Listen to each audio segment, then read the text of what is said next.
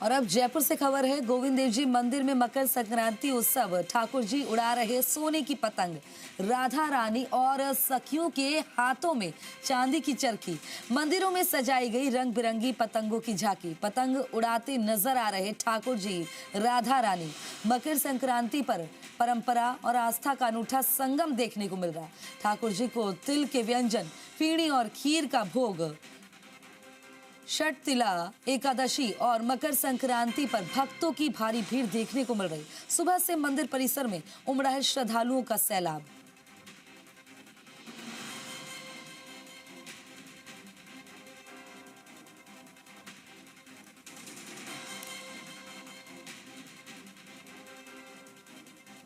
दीपक गोयल मेरे सहयोगी हमारे साथ लाइव जुड़ गए हैं। दीपक, गोविंद देव जी मंदिर में मकर संक्रांति का उत्सव देखने लायक बन रहा है। लोगों की आस्था दिखाई दे रही है, लोग एंजॉय कर रहे हैं, श्रद्धा का सैलाब दिखाई दे रहा है। ये तस्वीरें दिखाएं, तस्वीरों को बताएं। बिल्कुल, देखिए आज मकर संक्रांति है और साथ में षटतिला एकादशी यानी कि दो विशेष संयोग है। आज सूर्य है धनु से मकर राशि के अंदर प्रवेश करेंगे।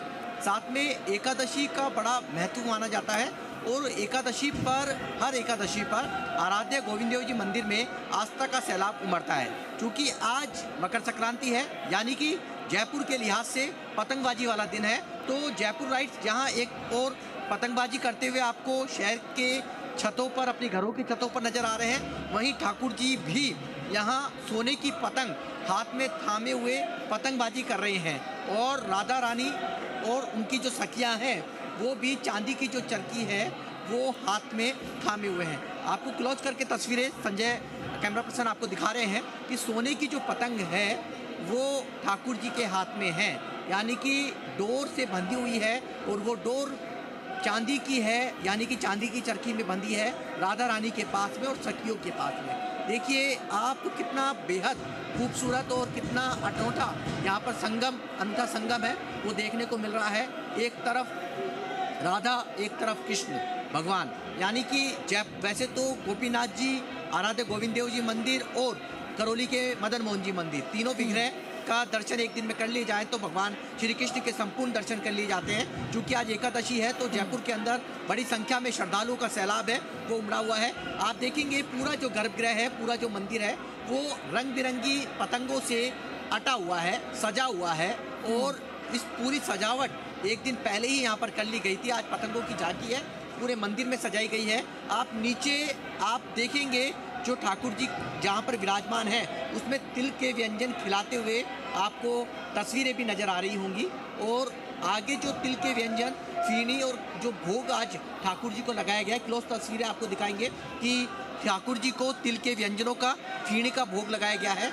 पतंगबाजी करते हुए ठाकुर जी नजर आ रहे हैं और पतंगों पे भी खास तौर पर लिखा हुआ है राधा कृष्ण, राधा गोविंद। जो आपको क्लोज करके तस्वीरें दिखाएंगे कि किस तरीके से राधा रानी के हाथ में जो डोर है वहाँ पर गोविंद लिखा हुआ है और जिस जगह भगवान श्री कृष्ण विराजमान है वहाँ राधा लिखा हुआ है। और नीचे अंगीठी है क्योंकि सर्दी की मौसम है। और पूरे विग्रह के दर्शन कराएंगे कि मुखारबिंद से लेकर चरण तक, कि आप जो मंदिर तक दर्शन नहीं पहुँच पा रहे हैं वो दर्शन कर सके।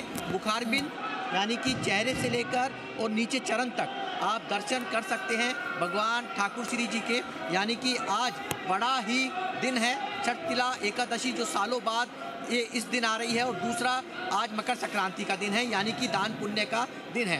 और जो तस्वीरें हैं देखिए, सबसे पहले जो भगवान की जो दर्शन करने आते हैं वो भगवान के चरणों में दर्शन करते हैं। चरणों पे सबसे पहले उनकी जो आंखें, जो नयन है वो सबसे पहले उनके चरणों में जाते हैं, उनको शीश नवाते हैं और फिर मुखारबिंद यानी कि उनका जो भगवान श्री कृष्ण का जिस तरीके से पूरा चेहरा था, फेस था, उसी तरीके से भगवान श्री कृष्ण का यहाँ पर विराजमान है। कहा जाता है कि भगवान श्री कृष्ण का मुखारबिंद आराध्य गोविंद देव जी मंदिर, भगवान श्री कृष्ण का जो धड़ है गोपीनाथ जी मंदिर और भगवान श्री कृष्ण के जो चरण है वो मदन मोहन जी करौली में है। तो इस तरीके से सुबह से शाम तक यानी कि सूर्योदय से सूर्यास्त तक यदि तीनों विग्रह के दर्शन कर लिए जाए तो भगवान श्री कृष्ण के दर्शन हो जाते हैं। दूसरी तस्वीरें आप देखिए किस तरीके से पहुँच पाए हैं गोविंद देव जी मंदिर और मंदिरों में वो जी राजस्थान के जरिए दर्शन कर पा रहे हैं।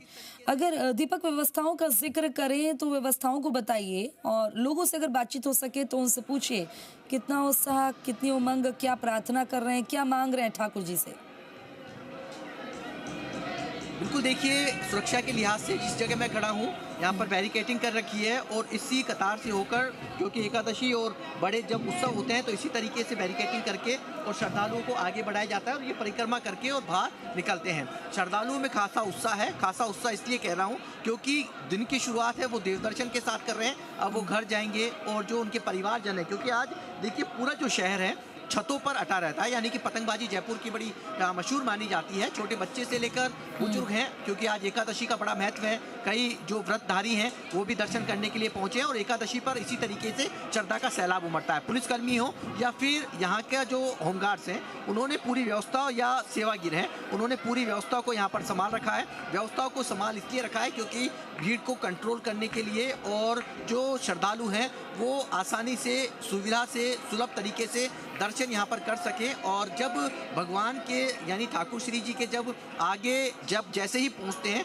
तो उनके आंखों से श्रद्धा यानी कि एक खुशी के आंसू, यानी कि उनके आज जब दर्शन हो जाते हैं तो इसी तरीके से वो श्रद्धा के अंदर डूबे हुए नजर आते हैं। यहाँ पर देखिए जयपुर नहीं, जयपुर के लोग तो उनकी दिनचर्या का हिस्सा है ठाकुर जी के दर्शन करना, लेकिन यहाँ वो भक्त भी आते हैं जहाँ कोई फेस्टिवल मनाने के लिए जयपुर आते हैं, या फिर देश विदेश, उनको पता है कि भगवान श्री ठाकुर जी की में कितनी आस्था है, और उनसे जब नैन से नैन मिलते हैं तो उनकी खुशी का ठिकाना यहाँ पर नहीं रहता है। जय श्री राधे के उद्घोष यहाँ पर हर वक्त है वो सुनाई देते हैं, और देखिए राधा रानी के जयकारे हैं वो सुनाई देते हैं। भले ही वो कतारों में लगे हैं लेकिन उनकी आस्था कहीं भी डगमगाती हुई नज़र नहीं आती है। और यही कारण है कि भले ही आज फेस्टिवल का दिन हो, लेकिन दिन की शुरुआत है वो आज देवदर्शन यानी कि ठाकुर श्री जी और राधा रानी के चरणों में शीश नवाकर यहाँ पर कर रहे हैं। और देखिए जयपुर के जब राजा रजवाड़े यानी कि हुआ करते थे, तब भी जयपुर के आराध्य गोविंद देव जी को वो अपना राजा मानते थे, यानी कि वो सेवक बनके उनके रहते थे। तो आज भी जयपुर की जनता है उन्हें आराध्य मानती है अपना, और किसी काम की शुरुआत है वो ठाकुर श्री जी के चरणों में शीश नवाकर ही करते हैं। यदि हम बात करें नववर्ष की, या फिर एकादशी की, या फिर जन्माष्टमी की, या फिर फागोत्सव की, या फिर अलग त्यौहार की, तो यहाँ पर हर 30 त्यौहार पूरे रीति रिवाज से, परंपराओं के साथ में यहाँ पर उनका निर्वहन किया जाता है। वर्ष पर्यंत यहाँ पर जब जन्माष्टमी होती है तो लाखों की संख्या में श्रद्धालु यहाँ उमड़ते हैं और दर्शन करते हैं। चाहे वो फिर फागोत्सव की बात हो तो यहाँ पर बरसाने जैसी जो झलक है वो देखने को मिलती है, या फिर होली का त्यौहार हो तो यहाँ पर बरसाना जैसी होली भी यहाँ पर खेली जाती है। तो कमोबेश इसी तरह की तस्वीर, क्योंकि ये जयपुर है, इसे छोटी काशी कहा जाता है, और हाँ हर चौराहे, हर सड़क पर, हर गली के अंदर मंदिर है। और जबकि ये तो चूंकि ये तो जयपुर के आराध्य हैं, तो यहाँ पर तो इसी तरीके से आस्था का सैलाब है वो उमड़ता है। बिल्कुल, आस्था का सैलाब भरपूर दिखाई दे रहा है। ये तस्वीरें दिखाने के लिए, हमारे दर्शकों को दर्शन कराने